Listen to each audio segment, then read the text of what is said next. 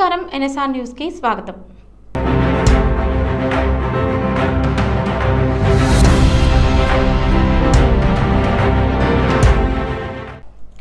మేడారం ఈ పవిత్ర వనభూమిలో మరోసారి రాష్ట్ర రాజకీయాల్లో చిరస్థాయిగా నిలిచే చారిత్రాత్మక ఘట్టం ఆవిర్భవించింది। గిరిజనుల ఆరాధ్య దైవాలైన సమ్మక్క సారలమ్మల సాక్షిగా భక్తి మరియు పరిపాలన ఒకే వేదికపై కలిసిన అపూర్వ సందర్భం ఇది। రాష్ట్ర ముఖ్యమంత్రి రేవంత్ రెడ్డి మేడారం సమ్మక్క సారలమ్మ ఆలయానికి చేరుకొని ఆలయ ప్రాంగణంలో ఏర్పాటు చేసిన ప్రత్యేక పైలాన్ను ఘనంగా ప్రారంభించారు।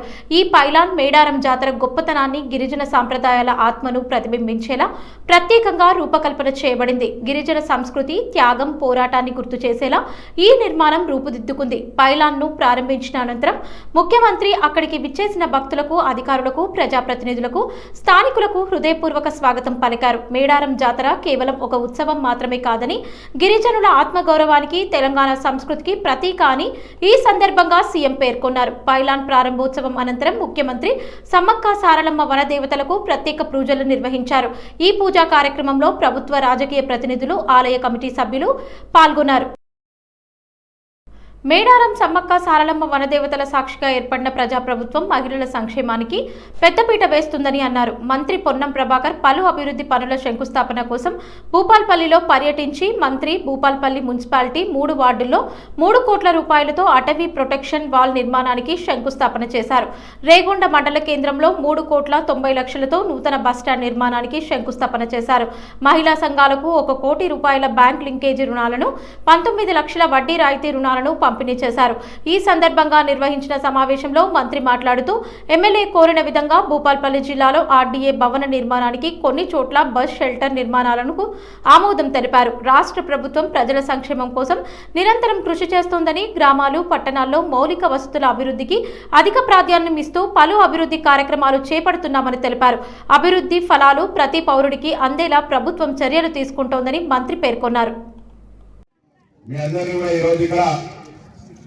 కలిసి భూపాలపల్లి నియోజకవర్గానికి సంబంధించినటువంటి ఇప్పుడే ఒక 3 కోట్ల రూపాయలతోటి ఒక వాల్ గోడకు సంబంధించి మనం ఫౌండేషన్ వేసుకున్నాం। వస్తూ శాసనసభ్యులు చెప్తా ఉన్నారు, చాలా కాలంగా డిమాండ్ ఉంది। పక్కనే అటవీ నుంచి అనేక జంతువులు ఇక్కడ ప్రజలను భయప్రాంతాలకు గురి చేస్తూ ఉంటుంటే ఆ కాంపౌండ్ పెట్టలేనటువంటి పరిస్థితి నుంచి ఈ రోజు నేను ముఖ్యమంత్రి గారి దగ్గర అడిగి ప్రత్యేకించి కాంపౌండ్ వాళ్ళు తీసుకుని వచ్చి ఈరోజు ఫౌండేషన్ వేస్తామని చెప్పారు। ఒకసారి గట్టిగా ఎమ్మెల్యే గారికి ధన్యవాదాలు చెప్పాల్సిన అవసరం ఉంది। తప్పకుండా సారక్క దర్శనం చేసుకుని వచ్చామని అంటే ఈ ప్రభుత్వానికి మహిళల పట్ల ఏ విధంగా గౌరవం ఉంది, ఏ విధంగా ఉన్నదనే దానికి ప్రభుత్వం ఏర్పడ్డ 48 గంటల్లోనే మేము ఇచ్చినటువంటి మాట ప్రకారంగా మహిళలందరికీ ఉచితంగా బస్ సౌకర్యాన్ని కలగజేసినాం। తెలంగాణ రాజకీయాల్లో మరోసారి సంచలన వ్యాఖ్యలు హాట్ టాపిక్ గా మారాయి। చాలా రోజులుగా గాలి వెదజల్లిన అంశంపై ముఖ్యమంత్రి Revanth Reddy fire brand comments చేశారు। ఇటీవల మీడియాతో మాట్లాడిన సీఎం రేవంత్ రెడ్డి మాజీ సీఎం కేసీఆర్ మరియు బీఆర్ఎస్ పార్టీపై తీవ్ర స్థాయిలో విమర్శలు గుప్పించారు। తెలంగాణలో తెలుగుదేశం పార్టీ ఉండరాదన్న కక్షతో కేసీఆర్ వ్యవహరించారని, ఆ పార్టీ నాయకత్వాన్ని రాజకీయంగా పూర్తిగా దెబ్బతీయాలన్న ఉద్దేశంతోనే అప్పట్లో నిర్ణయాలు తీసుకున్నారని సీఎం రేవంత్ రెడ్డి ఆరోపించారు। ప్రజాస్వామ్య వ్యవస్థలో ప్రతిపక్షాల ఉనికిని సహించలేని రాజకీయ ధోరణిని ఆయన తీవ్రంగా తప్పుబట్టారు। ఈ సందర్భంగా సీఎం చేసిన వ్యాఖ్యలు రాష్ట్ర రాజకీయాల్లో తీవ్ర దుమారం రేపుతున్నాయి। కేసీఆర్ను, బీఆర్ఎస్ పార్టీని 100 మీటర్ల గోతి తీసి పాతిపెట్టాలంటూ సీఎం చేసిన ఘాటు వ్యాఖ్యలు రాజకీయ వర్గాల్లో సమగ్ర విమర్శలకు దారితీస్తున్నాయి। అధికార దుర్వినియోగంతో రాజకీయ ప్రత్యర్థులను అణచివేయాలన్న ఆలోచన ప్రజాస్వామ్యానికి విరుద్ధమని ఆయన వ్యాఖ్యానించారు। అంతేకాకుండా గ్రామస్థాయి రాజకీయాలపై కూడా సీఎం రేవంత్ రెడ్డి తీవ్రంగా మండిపడ్డారు। గ్రామాల్లో బీఆర్ఎస్ దిమ్మలు కూలాల్సిందే, ప్రజలు ఇక ఆ పార్టీ మాటలను నమ్మడం మానేశారు, గ్రామాల్లో నిజం బయటపడుతోంది అంటూ సూటిగా వ్యాఖ్యానించారు। ప్రజల మనోభావాలు పూర్తిగా మారాయని, బీఆర్ఎస్ పై విశ్వాసం కోల్పోయారని స్పష్టం చేశారు। కేంద్ర ప్రభుత్వం తీరుపై అలాగే గత రాష్ట్ర పాలనలో జరిగిన తప్పిదాలపై కూడా సీఎం మండిపడ్డారు। ప్రజల నమ్మకాన్ని చెల్లించకుండా అధికార అహంకారంతో పార్టీలు, నాయకులు వ్యవహరించడాన్ని తీవ్రంగా ఖండించారు। ప్రజాస్వామ్యంలో అధికారం సేవ కోసం ఉండాలి గాని దౌర్జన్యానికి కాదని ఆయన స్పష్టం చేశారు। రాబోయే ఎన్నికల దృష్ట్యా ప్రజల్లో రాజకీయ అవగాహన పెంచే దిశగా తమ ప్రయత్నం కొనసాగుతుందని సీఎం రేవంత్ రెడ్డి తెలిపారు। నారా చంద్రబాబు నాయుడు గారికి సహచరులు, అనుచరులు ఉన్నారు। వాళ్ళందరికీ నా విజ్ఞప్తి ఒక్కటే, ఈ తెలంగాణ రాష్ట్రంలో తెలుగుదేశం ఉండొద్దని కక్ష గట్టి ఆ పార్టీ నాయకత్వాన్ని దెబ్బతీసిన చంద్రశేఖరరావును బీఆర్ఎస్ ను సమూలంగా 100 మీటర్ల గోతి తీసి పాతి పెట్టినప్పుడే బీఆర్ఎస్ వాళ్ళు గద్దెలు దిగాలి, ఊర్లలో బీఆర్ఎస్ దిమ్మలు కూలాలి. ఏబిఎన్ ఆంధ్రజ్యోతి ప్రసారం చేసిన వీకెండ్ స్టోరీపై ఉప ముఖ్యమంత్రి బట్టి విక్రమార్క తీవ్రంగా స్పందించారు. తనపై ప్రసారమైన ఆ కథనం పూర్తిగా అవాస్తవమని, వాస్తవాలకు ఏమాత్రం సంబంధం లేదని ఆయన స్పష్టంగా ఖండించారు. ఈ అంశంపై ఆయన వ్యాఖ్యలు రాజకీయ వర్గాల్లోనే కాకుండా మీడియా వర్గాల్లో కూడా పెద్ద చర్చకు దారితీస్తున్నాయి. ఈ సందర్భంగా బట్టి విక్రమార్క మాట్లాడుతూ, ఆ కథనం రాసింది ఎవరో నాకు తెలుసు, ఆయన్నే నేను నేరుగా అడుగుతాను. ఏడ చూసి రాశాడో, ఏ ఆధారాలతో రాశాడో ప్రజలకు చెప్పాలి. ఆధారాలు లేకుండా ఊహాగానాలతో కథనాలు రాయడం జర్నలిజం కాదు అంటూ ఘాటైన వ్యాఖ్యలు చేశారు. తనపై ప్రచారం చేసిన కథనాలు పూర్తిగా రాజకీయ ప్రయోజనాల కోసమేనని ఆయన ఆరోపించారు. రాజకీయ లబ్ధి కోసం దిగజారుడు కథనాలు ప్రచారం చేసేంత వీక్ క్యారెక్టర్ నాది కాదు. ప్రజల నమ్మకాన్ని పెట్టుకుని రాజకీయాల్లో ఉన్న వ్యక్తిని అబద్ధాలతో దెబ్బతీయడం సాధ్యం కాదు అని స్పష్టం చేశారు. మీడియాకు సంపూర్ణ స్వేచ్ఛ ఉండాలని తాను ఎప్పుడూ గౌరవిస్తానని చెబుతూనే ఆ స్వేచ్ఛ బాధ్యతతో కూడి ఉండాలని బట్టి విక్రమార్క అన్నారు. మీడియా స్వేచ్ఛ అంటే అసత్యాలు రాయడం కాదు, ఊహాగానాలతో నిరాధార ఆరోపణలతో వ్యక్తిత్వ హననం చేయడం ప్రజాస్వామ్యానికి ప్రమాదకరం అంటూ హెచ్చరించారు. తాను నిజాల మీద నిలబడే రాజకీయ నాయకుడని, ఎలాంటి తప్పుడు ప్రచారాలకు భయపడే అవసరం లేదని బట్టి విక్రమార్క ధీమా వ్యక్తం చేశారు. ఎవరు రాసింది? మరి ఆయన ఏడ కూర్చొని విన్నాడో, ఏడ చూసి రాశాడో నాకు తెలియదు. అది కూడా అడుగుతాను. Question of my self respect. నేనేం గాలికి రాలేదాకా 40 సంవత్సరాలు సభలో సభ బయట పోరాటం చేస్తూ ఈ సమాజం కోసం అడ్డంగా నిలబడి పోరాటం చేస్తుంటుంటాడు.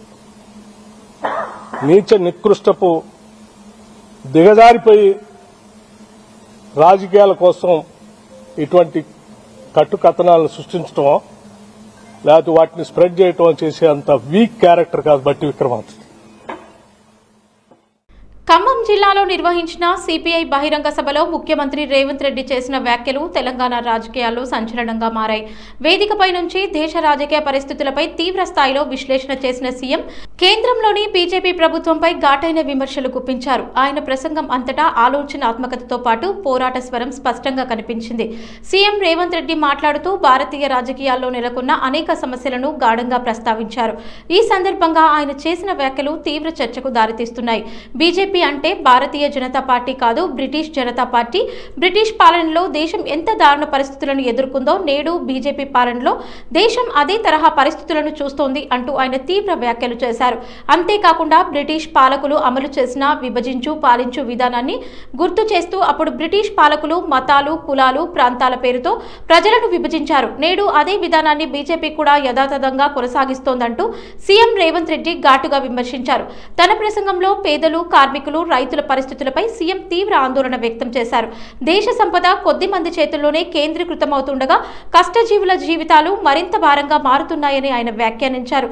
ప్రజలు అసలు సమస్యలపై దృష్టి పెట్టకుండా మతాలు, సామాజిక వర్గాల పేరుతో ప్రజలను విడగొట్టి రాజకీయ లబ్ధి పొందాలని పాలకులు ప్రయత్నిస్తున్నారని ఆరోపించారు. ప్రజాస్వామ్య విలువలను కాపాడాల్సిన బాధ్యత ప్రభుత్వాలదేనని స్పష్టం చేసిన సీఎం తెలంగాణలో మాత్రం న్యాయం, సమానత్వం, సమగ్ర అభివృద్ధి విధానాలను అమలు చేయడంలో తమ ప్రభుత్వం ముందుంటుందని తెలిపారు. పేదల సంక్షేమం, రైతుల భద్రత, కార్మికుల హక్కులు తమ పాలనలో ప్రాధాన్యతగా కొనసాగుతాయని ఆయన స్పష్టం చేశారు.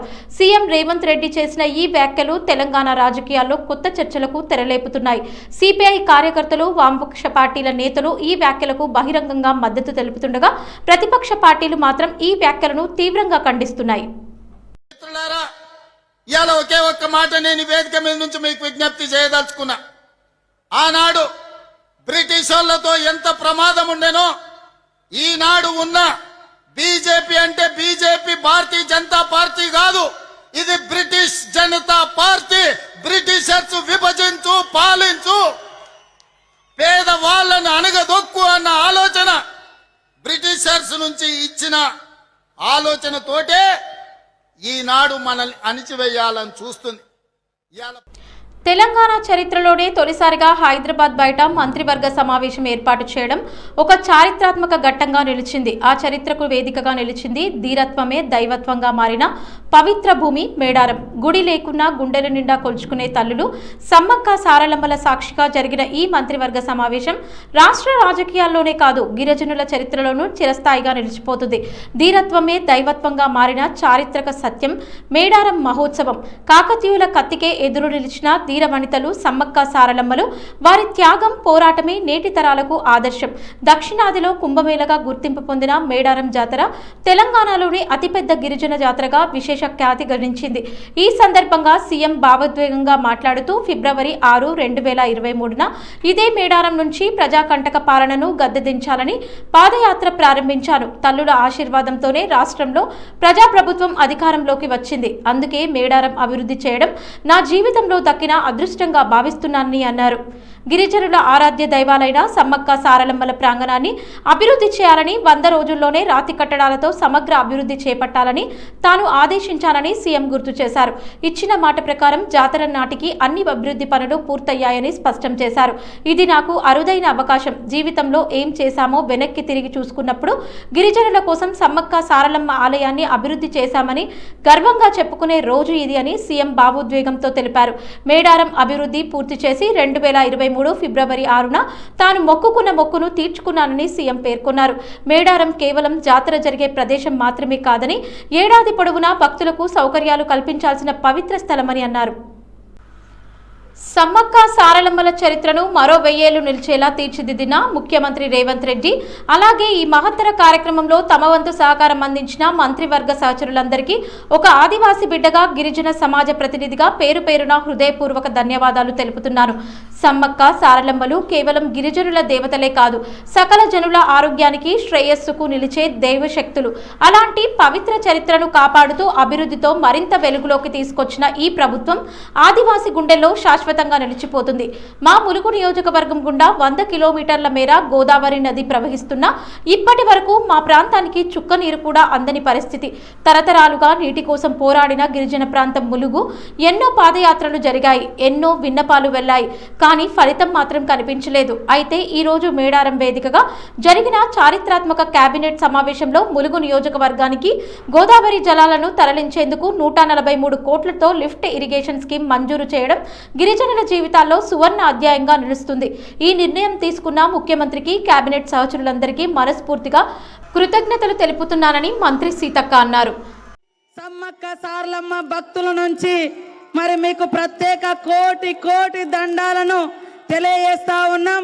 గారు గౌరవ ఇన్ఛార్జి మంత్రి పొంగులేటి శ్రీనివాసరెడ్డి గారు ప్రత్యేకంగా 3 నెలల నుంచి ఇక్కడే ఉండి శ్రమ కోర్చినందుకు వారికి కూడా ప్రత్యేకంగా ధన్యవాదాలు తెలియజేస్తా ఉన్నాం. మా సోదరిమణి కొండ సురేఖ గారు, మా ఉత్తమన్న గారు ఈరోజు ములుగు నియోజకవర్గ చరిత్రలో ఈరోజు కేబినెట్ సమావేశంలో మరి 100 కిలోమీటర్ల గోదావరి ఉన్న చుక్క నీళ్లు రాలే.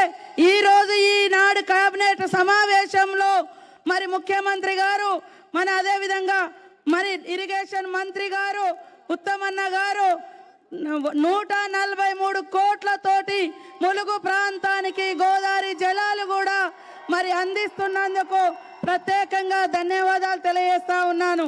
గౌరవించి ఇక్కడ ఉండేటువంటి భావోద్వేగ బంధంతో మరి ఇంత గొప్ప నిర్ణయం తీసుకోవడం జరిగింది.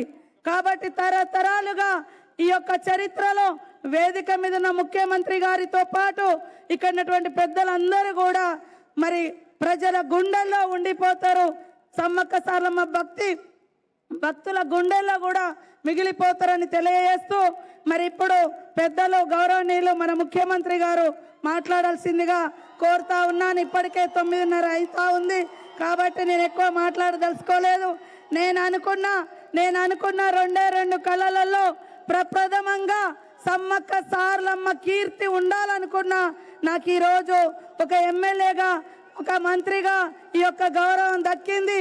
ఇది ఏదో ఒక కులానికో, ఒక కుటుంబానికో, ఒక ప్రాంతానికో కాదు, కోట్లాది మంది భక్తుల యొక్క గుండె చప్పుడుని ఇక్కడ సీఎం రేవంత్ రెడ్డి గారు మరి ఒక భావోద్వేగ బంధంతో మరి అదేవిధంగా భక్తితో బాధ్యతతో వారి ఈ బాధ్యతను నెరవేర్చుకోవడం జరిగింది.